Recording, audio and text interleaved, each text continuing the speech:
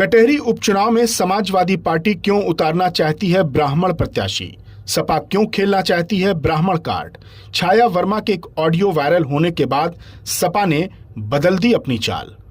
अंबेडकर नगर की कटहरी विधानसभा में होने वाले उपचुनाव को लेकर सभी राजनीतिक दल एक्टिव हो गए हैं।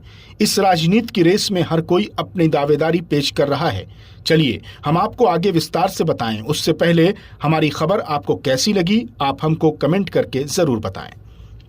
अंबेडकर नगर की कटहरी विधानसभा से विधायक रहे लालजी वर्मा 2024 के लोकसभा चुनाव में सांसद चुने जाने के बाद यह सीट खाली हो गई। अब यहां पर उपचुनाव होना है। उपचुनाव को लेकर बीजेपी और समाजवादी पार्टी आमने सामने है।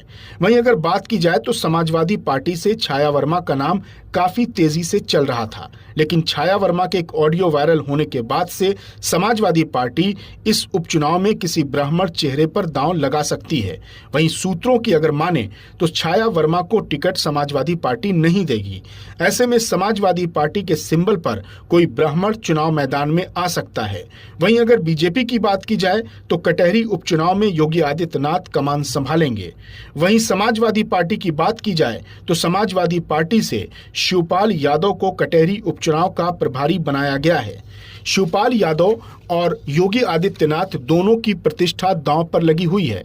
उधर बहुजन समाज पार्टी की मुखिया मायावती की बात की जाए तो मायावती ने पहले ही कटहरी उपचुनाव को लेकर अपना प्रत्याशी उतार दिया है।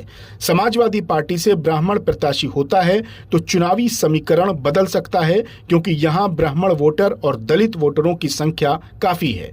तो ऐसे में कयास लगाया जा रहा है कि बीएसपी भी इस चुनाव में सपा और बीजेपी को टक्कर देने के लिए काफी है, क्योंकि 2022 के चुनाव में बीजेपी से अवधेश द्विवेदी, बीएसपी से प्रतीक पांडे चुनाव मैदान में थे और दोनों को हार का सामना करना पड़ा था।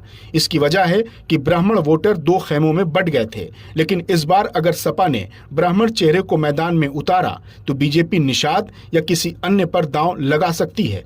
ऐसे में कटहरी उपचुनाव दिलचस्प होता दिखाई देगा।